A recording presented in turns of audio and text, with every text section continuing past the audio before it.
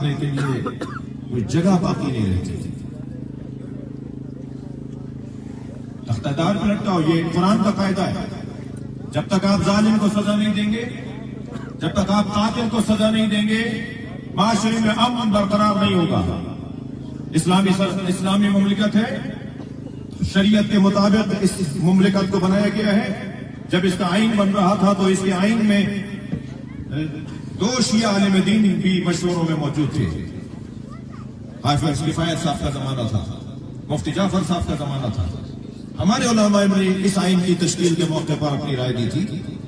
لہذا اس ملک کے اندر اسلامی اقدار کے خلاف کیسے رویے ہیں، کیسے اقدامات، کیا طریقہ ہے اسلامی اور شریعت کے خلاف جو اپنایا گیا ہے.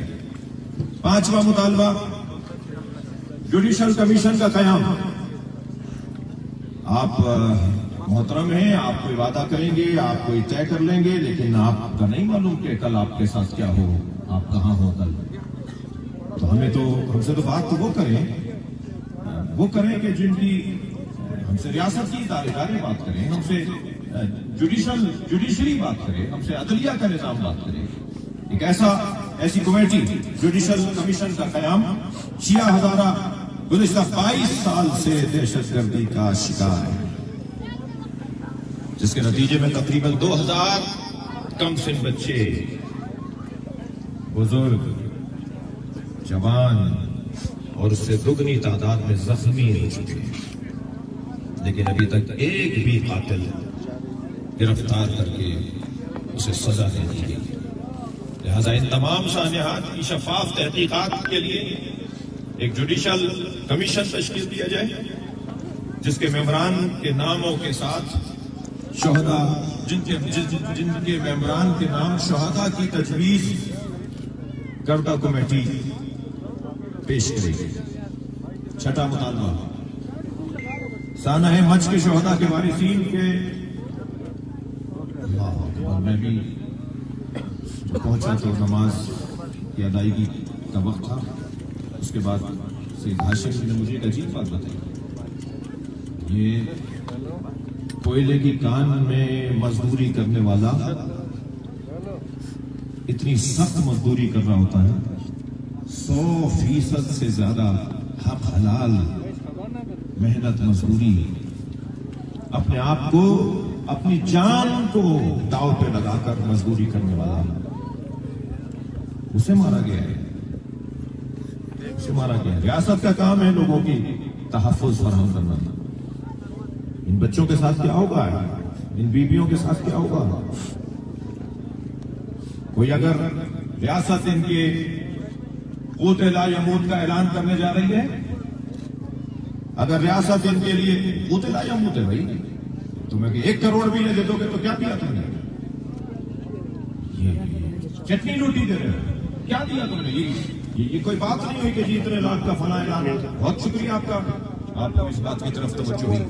لیکن یہ جو رقم کی گفتگو ہو رہی ہے یا ہو رہی ہے، اور ابھی انشاءاللہ بہتر انداز سے ہوگی، میں سمجھتا ہوں کہ اس میں ہمارے دوستوں نے جو رقم لکھی ہے اس رقم سے بھی زیادہ کے اوپر بات ہونی چاہیے.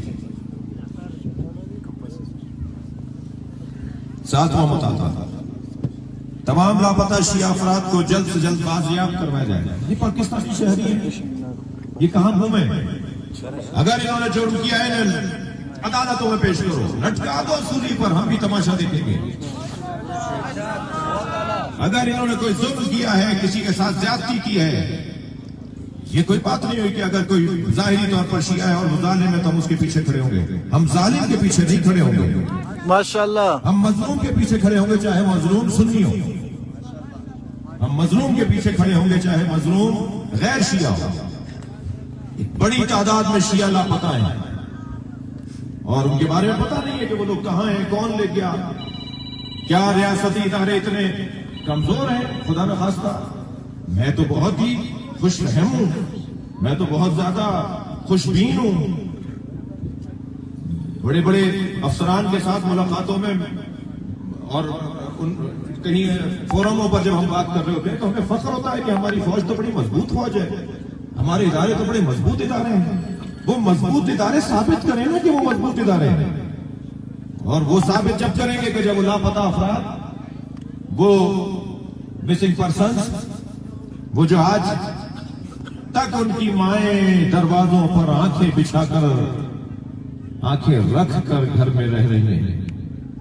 میں کراچی میں، اندرون سندھ میں، پنجاب کے کئی مسنگ پرسنز کی ماؤں کو جانتا ہوں جو روتی روتی روتی مر گئی، ان کے بچے نہیں آئے، ان کی بیویاں شرعی تعلیقی کیفیت میں معلق ہے۔ کیا ذمہ داری ہے ان کی؟ پتہ ہی نہیں ہے کہ زندہ بھی ہے، ہوتا ہے۔ ان کے بچے اپنے ماں، اپنے باپ کا رستہ تک رہے ہیں۔ تمام لاپتہ اشیاء افراد کو جلد سے جلد بازیاب کیا جائے، اور ہم نے کہہ دیا کہ اگر ان سے کوئی ظلم یا ان سے کوئی جرم ہوا ہے تو انہیں عدالتوں میں لاؤ، انہیں پیش کرو، انہیں سزا دو جو پاکستان کی آئین اور عدالت کہتی ہے۔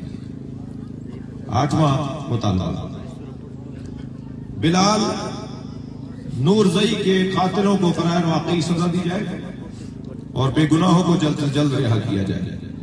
9واں مطالبہ، کوئٹہ، کراچی اور دیگر روٹس سمیت تمام مسافروں اور کول مائنز، یہ جو کوئلے کی کانوں میں کام کرنے والے مزدور ہیں، انہیں تحفظ فراہم کیا جائے، انہیں تحفظ فراہم کیا جائے۔ 10واں مطالبہ، ہزارہ قوم کی شناختی کارڈ خواہ بلا وجہ ان کے شناختی کارڈوں کو روک لیا جاتا ہے، جی شناختی کارڈ بلاک کر دیے جاتے ہیں۔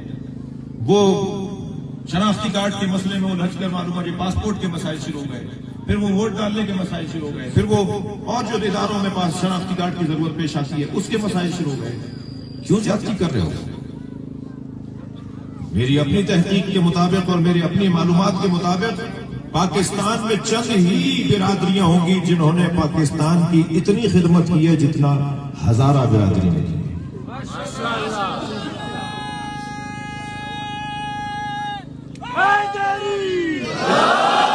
پاکستان کے ریاستی حفاظتی اداروں میں بڑے بڑے منصبوں پر فائز ہزارہ برادری، بڑی تعداد میں ڈاکٹر حضرات، انجینئر حضرات، سرحدوں پہ جان دینے والے افراد، اور تعلیمی دنیا میں امتحانات میں مقابلوں میں ٹاپ کرنے والے اور میڈل لینے والے افراد ہزارہ برادری سے۔ یہ پاکستان کا ٹیلنٹ ہے، یہ پاکستان کی قابلیت اور صلاحیت ہے۔ آسٹریلیا گیا میں آپ کی برادری کے ان جوانوں سے ملا جو یہاں سے گئے ان حالات کی وجہ سے۔ آپ یقین جانیے میں ایک سے یہ کہہ رہا تھا کہ تم پاکستان کا ٹیلنٹ یا آسٹریلیا میں کیوں؟ میں نے زلفی بخاری صاحب سے کہا جب ہماری ان سے کچھ عرصے پہلے ملاقات ہوئی کہ ان کو واپس لے کر آؤ، یہ پاکستان کی قابلیت ملک چھوڑ کر چلی گئی ہے حالات کی وجہ سے۔ یہاں جب انہیں تحفظ نہیں ہوگا تو پاکستان کی قابلیت چلی جائے گی۔ پاکستان قتل ہوگا اگر کوئی ہزارہ قتل ہوگا، کوئی سندھی قتل ہوگا، کوئی پنجابی قتل ہوگا، کوئی پشتون پختون قتل ہوگا، کوئی بلوچ قتل ہوگا تو پاکستان قتل ہوگا۔ ہم ہر طرح کے ماورائے عدالت قتل کی مذمت کرتے ہیں۔ بلوچ برادری کے ساتھ بھی مذاکرات ہونے چاہیے اور ہو رہے ہیں۔ طالبان کے ساتھ بھی آپ نے مسئلہ سمجھی تو آپ مذاکرات کر رہے ہیں، لیکن کیا یہ برادری، یہ مظلوم، یہ انتہائی صابر لوگ، ان کا حق نہیں ہے کہ ان کو سنا جائے، ان سے بات کی جائے؟ ابھی مذاکرات کا عمل گزشتہ دنوں سے آپ کے ساتھ جاری ہے۔ اس وقت کچھ ذمہ داران تشریف فرما ہیں۔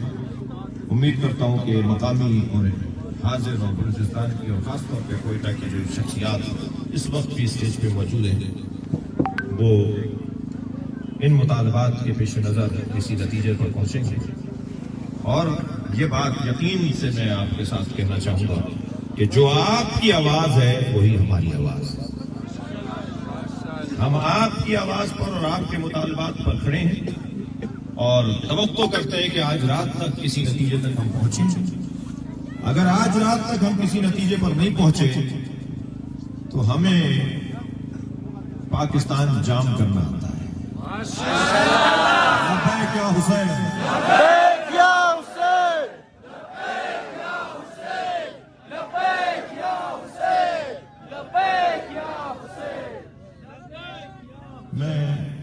किसी मजहबी जमात का रस्मी ओहदेदार और कारकुन नहीं हूँ। मैं एक ज़ाकिर हूँ, एक खतीब हूँ, और अपनी खिताबत पर भी मुझे कोई बहुत एतबार नहीं है, लेकिन एक रदना सा इमाम हुसैन का मसाइब खान हूँ। मैं चाहूँगा कुछ देर के लिए करबला चलूँ, अपने जहनों को कुछ देर के लिए करबला ले चलूँ, जहां एक लाशे पर एक बेटा आया है। अल्लाह किसी बेटे को बाप का ऐसा लाशा न दिखाए जैसा लाशा इमाम ज़ैनुल आबिदीन ने देखा है। जब बाबा का लाशा देख रहे थे तो सुनेंगे इमाम की पसलियां कमर से बाहर आ रही थी। इमाम ज़ैनुल आबिदीन से लाशा देखा नहीं जाता था। जनाब ज़ैनब ने देखा कि ज़ैनुल आबिदीन का हाल गैर होता जा रहा है। कहीं ऐसा ना हो कि सैयदुल सज्जाद सैयदुल साजिदीन ज़ैनुल आबिदीन की रूह परवास कर जाए। अज़ादारों, अजीजों, अगर मैं अभी इस मिंबर से नीचे गिर जाऊं ना तो उधर से वो जवान उठेगा, उधर से वो भाई उठेगा, मौलाना चोट तो नहीं लगी? क्या हुआ था जो आप गिर गए? करबला में या हुसैन घोड़े से गिरे या करबला में ज़ैनब सवारी से गिरी है। आगे बढ़कर कहा, ज़ैनुल आबिदीन ये तुम्हारा क्या हाल है? फरमाया, फूफी अम्मा 2 कदम आगे आइए और आके बाबा का लाशा देखिए। इन जनाजों के साथ बैठे हुए वारिसों से कहूंगा, तुमने अपने अजीज का कटा हुआ गला देखा है ना, हाथ बांध दिए थे ना, आंखों पे पट्टी बांध दी थी ना, और वो छोटी सी छुरी से काटा था ना गला, जिससे बहुत देर में गला कटता है। ऐसे हुआ ना? जरा करबला आ जाओ और इन लाशों को भी जरा करबला तसव्वुर में ले जाओ और पेश कर दो अपने इन शहीदों को इमाम हुसैन की खिदमत में। सुनेंगे, एक इब्न रबी नामी जालिम कहता है कि मैं जब हुसैन के बदन को लूटने के लिए पहुंचा तो मुझे पहुंचते हुए देर हो गई थी। अमामा कोई ले जा चुका था, नालैने कोई ले जा चुका था, हुसैन की तलवार कोई ले जा चुका था। सिर्फ हुसैन के बदन पर एक फटा हुआ कुर्ता था और उस कुर्ते को रोकने के लिए हुसैन ने कमर में पटका बांधा हुआ था। आयतुल्लाह नजरी मुनफरिद किस्सा करबला के अंदर इस रिवायत को लिखते हैं कि वो कहता है कि कुर्ते की तो मुझे लगा कि कोई कीमत नहीं मिलेगी, मगर उस पटके की कीमत मिल जाती। तो मैंने पटका खोलने के लिए हुसैन के बदन के बराबर में बैठकर हाथ बढ़ाया तो हुसैन का हाथ उठकर उस गिरह पर आ गया जो पटके पे बंधा हुआ था। मैंने मुकम्मल ताकत से हुसैन का हाथ उठाना चाहा तो हुसैन का हाथ हटता नहीं था। वो कहता है, मैंने खंजर निकाल के हुसैन का हाथ काट दिया। मैं रोने वालों से पूछूंगा कि ज़ैनब ने कैसे देखा होगा, इस कैफियत में भाई के बदन को इमाम सज्जाद ने कैसे देखा होगा, इस कैफियत में अपने बाबा के बदन को।